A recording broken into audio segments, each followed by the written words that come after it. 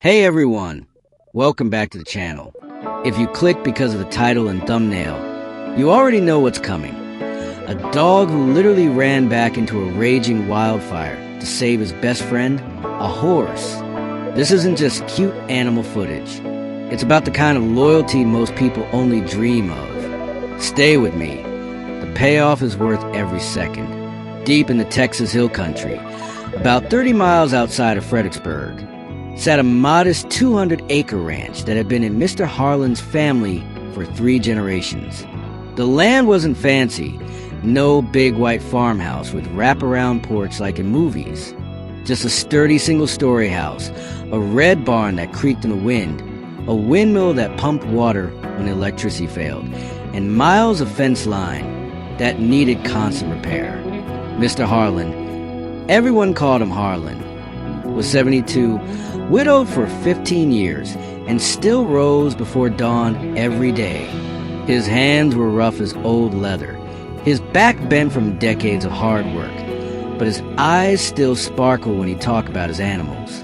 The first to greet him every morning was Duke. Duke was a black German shepherd with a white blaze down his chest, and one ear that never quite stood straight after a fight with a raccoon years ago.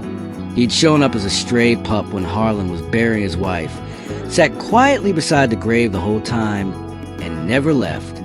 Harlan didn't name him right away, just started calling him Duke because he carried himself like he owned the place. A year later came Thunder, a chestnut quarter-horse colt, born on the ranch to a reliable mare.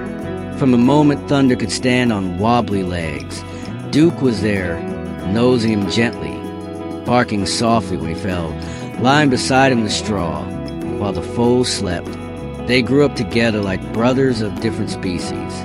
Mornings meant play. Duke darted into the grass, Thunder bucking and kicking up dust in mock chases. Afternoons were work. Duke helping herd the small cattle herd with precise barks and quick turns. Thunder carrying Harlan across the pastures to check fences or move water troughs. Evenings were quiet, the two of them standing on the low hill behind the barn, watching the sun bleed orange across the sky. Duke would lean his full weight against Thunder's front leg. Thunder would lower his heavy head until his muzzle rested lightly on Duke's broad back. No sound except wind in the grass and the occasional contented snort or sigh. Harlan used to joke with neighbors, "Those two talk more to each other than I do to anybody." He wasn't wrong. Duke would tilt his head when Thunder nickered a certain way. Thunder's ears flicked forward whenever Duke gave a low woof. They read each other like open books. That bond carried them through hard times. The drought 2 years earlier, when the creeks dried to cracked mud and Harlan had to sell half the herd. The winter ice storm that took out power for 3 weeks and froze pipes. Duke and Thunder simply stayed close, sharing body heat in the barn, Duke curling into the curve of Thunder's belly on the coldest nights. But the summer of the big fire was different. Rain hadn't fallen properly in months. The grass turned the color of straw and snapped underfoot. Every breeze felt hot and impatient. The news showed fires burning north near Austin, then closer, jumping highways, devouring cedar thickets. Harlan kept an eye on the horizon, but life went on. Until the evening the sky turned the wrong color. It started as a faint haze, like dust kicked up by cattle. By late afternoon, the haze thickened to yellow-brown. The wind picked up, not cooling but scorching, carrying a faint smell of burning pine from miles away. Duke felt it first. He stopped mid-step in the yard, nose high, ears rigid. A low growl rumbled deep in his chest. Not angry, but warning. Thunder, grazing near the barn, lifted his head and stood stock still, nostrils flaring. Harlan stepped onto the porch, coffee mug in hand. "What's got you two worked up?" He followed their gaze. Far off, a thin line of smoke rose like a gray thread against the sky. He tried to brush it off. Probably controlled burn got away from somebody. We've seen it before. But Duke wouldn't settle. He paced the fence line, tail low, eyes locked on that distant smoke. Thunder shifted from hoof to hoof in his paddock, ears swiveling. As the sun dropped, the thread of smoke thickened. The wind grew teeth. Embers, tiny glowing specks, began drifting in on the gusts, winking out on the dry ground. Then the phone rang. Sheriff's voice, calm but urgent. "Harlan, evacuation order just came down. Fire jumped the Guadalupe River Road. Moving your direction at 30 miles an hour with this wind. Get out now. Take the back way if the highway is blocked." Harlan's stomach dropped. He set the mug down hard enough to slosh coffee, grabbed his keys, wallet, the small metal box with his wife's photo and important papers, walked to the barn. "Thunder, come on, boy. We gotta load up." He opened the stall door. Thunder backed up a step, eyes wide, white showing. The smoke smell was stronger now, sharp, chemical, frightening. Duke barked once, sharp, commanding, toward the trailer parked by the gate. Harlan wrestled with the hitch. Russ had seized it years ago. He'd meant to fix it. Minutes slipped away while he cursed and yanked. Embers landed closer. One sparked on the barn roof. Small flame licked up. Thunder reared, hooves striking air. Harlan whispered, voice cracking, "Please, boy, I can't lose you, too." The fire didn't care about promises. That's when Duke made his move. The wind turned vicious. Hot blasts that carried sparks like angry wasps. Harlan finally freed the hitch with a grunt and a hammer blow. He backed the old Ford to the trailer, metal grinding. But Thunder refused the ramp. Every time a tree popped in the distance like gunfire, the horse spun away, eyes rolling. Smoke burned his sensitive nose. Fear locked his legs. "Duke, help me here," Harlan called. Duke circled Thunder, barking in a low, steady rhythm he used for stubborn cattle. Not aggressive, guiding. Thunder tossed his head, snorted, but edged closer to the ramp. Then a spark landed 20 feet from the barn. Dry grass ignited with a soft whoosh. Flames raced up the wall in heartbeats. The old wood, painted red years ago, popped and hissed as fire ate through it. Thunder bolted, not toward the trailer, straight out of the open barn door, into the pasture, hooves pounding toward the thickest part of the blaze coming down the ridge. "Thunder, no!" Harlan shouted, voice hoarse. Duke was already moving, a black streak cutting through swirling gray smoke. He raced parallel to Thunder, then angled in front, cutting the path. Sharp barks, the herding command that had turned stampeding steers 100 times. Thunder skidded, hooves sliding in dirt. He reared again, confused, terrified. Duke didn't flinch, dodged flying hooves, nipped at heels just enough to sting without hurting, barked louder, "This way, follow me, trust me." Thunder's ears flicked. He spun, lowered his head, and followed. They ran together, Duke in front, glancing back every few strides. Thunder close behind, trusting the black dog who'd never led him wrong. The fire closed in on 3 sides now. Walls of orange 20, 30 feet high. Heat pressed like a physical weight. Air tasted of ash and melted plastic. Embers pelted them, stinging Duke's fur, landing on Thunder's mane and smoking. Duke's paws hit hot ground. Pain shot up his legs.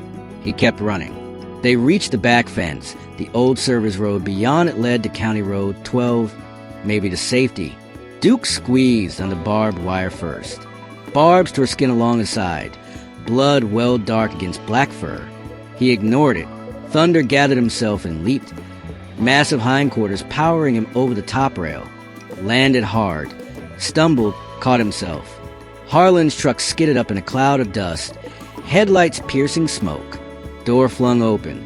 Thunder, trailer, now. Thunder slowed. Turned his head toward Duke. Duke barked once. Urgent, clear. "Go. I'm right behind you." Thunder stepped onto the ramp. Harlan slammed the divider shut, latched it with shaking hands. Duke stood outside the cab, chest heaving, staring back at the ranch. The barn was fully engulfed, red paint bubbling black. The house windows glowed orange from inside. The windmill groaned, then collapsed in a shower of sparks and twisted metal. Harlan reached across the seat. "Duke, get in." Duke's gaze stayed on the flames. A low, mournful howl rose from his throat. Grief, resolve, something deeper. Then movement in the smoke near the fallen windmill. A small shape, one of the yearling calves, a red heifer they'd missed in the chaos.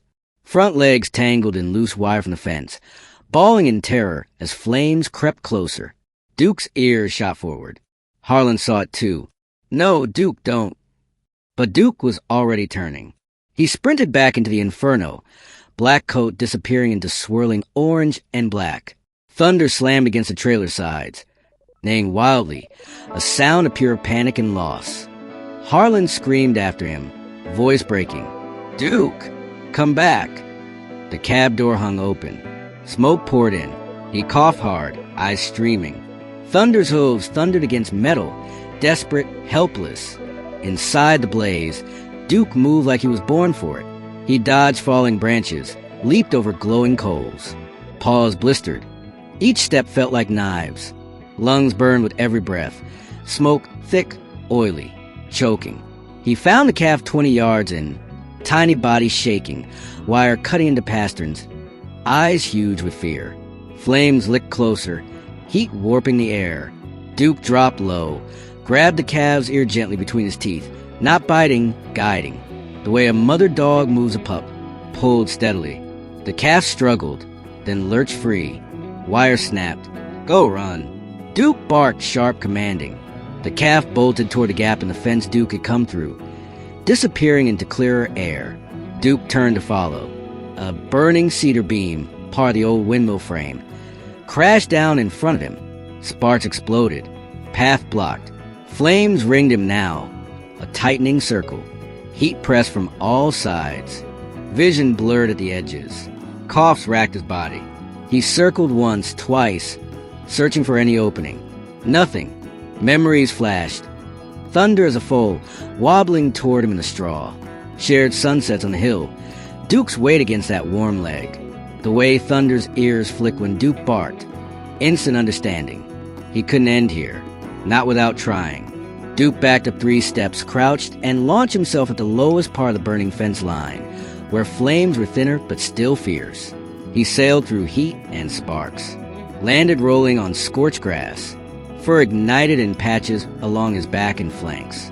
He rolled frantically, smothering flames and dirt. Ahead, faint headlights cutting through smoke. Harlan's truck, still waiting.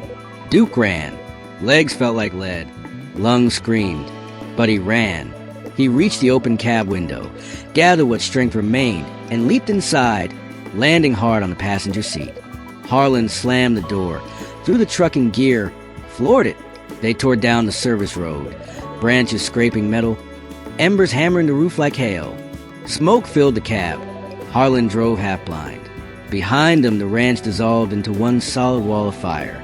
Inside the trailer, thunder quieted the moment Duke's scent reached him through the vents. A low, trembling nicker, relief. Duke collapsed across the seat, sides heaving, blood and soot matting his fur. Alive. Hours blurred. Smoke choked back roads. Highway finally. Evacuation center lights, glowing red through haze. They made it. The county fairgrounds turned evacuation center was chaos at 2 a.m.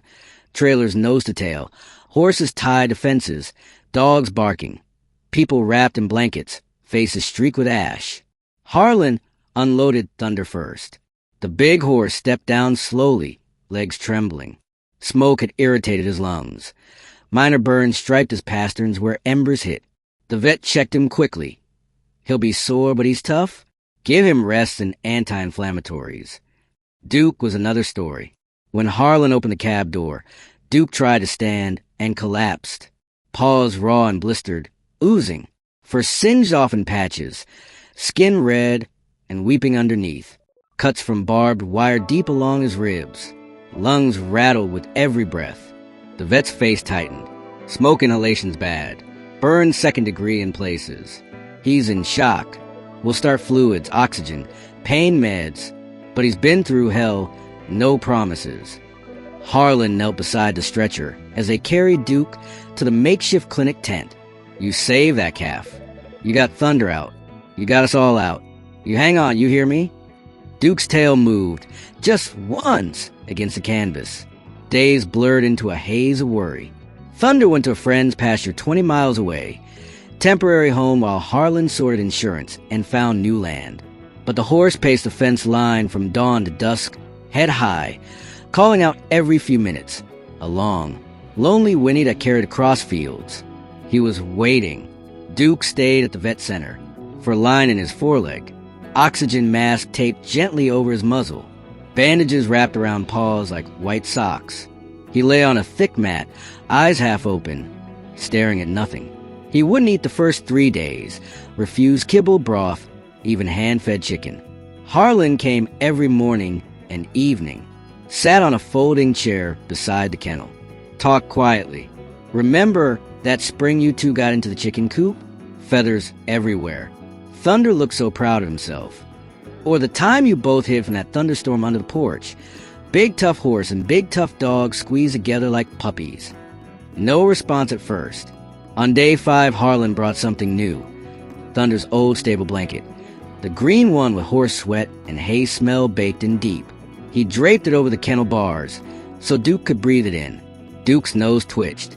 He lifted his head slowly. Inhaled, eyes focused for the first time in days. That night he ate, small bites, then more. The next morning the vet allowed a visitor, outside the kennel, through the chain link. They led Thunder up in a halter.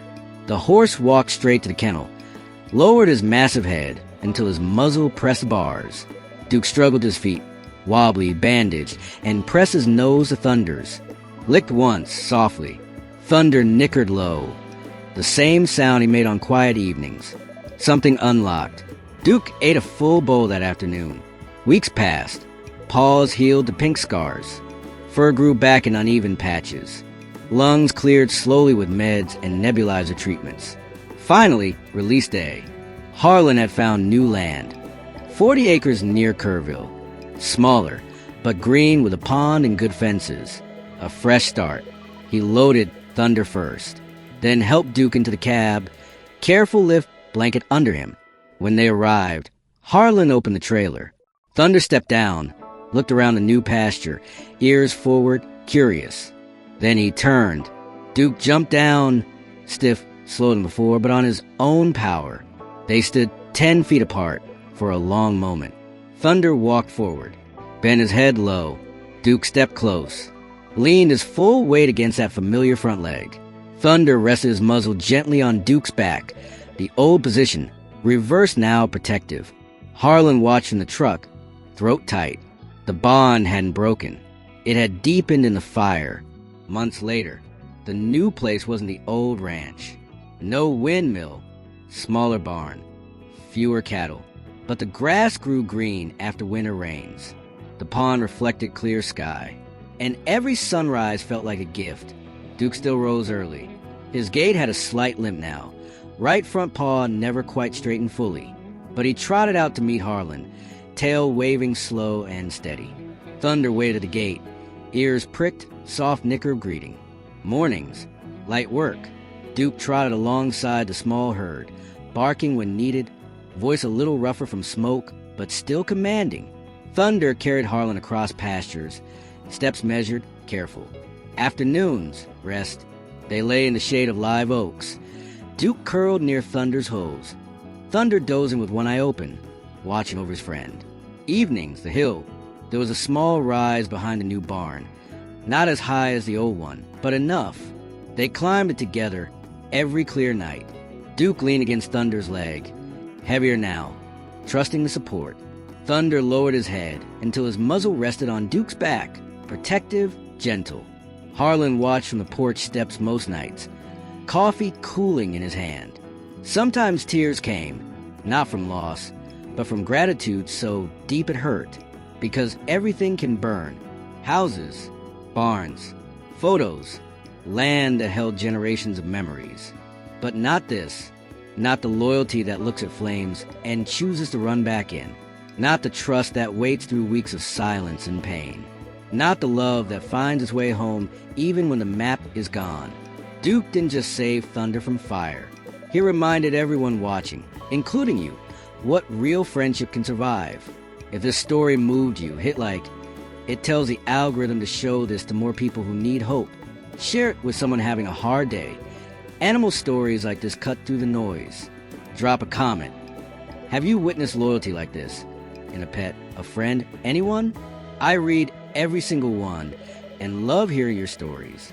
Subscribe if you want more like this. Real emotion, no fluff. Duke and Thunder send their thanks. Probably from a sunny spot right now, side by side. Hug your dog tonight, or your horse, or whoever matters most. Because loyalty like this doesn't come with guarantees. But when it shows up, it changes everything. See you in the next story. Take care.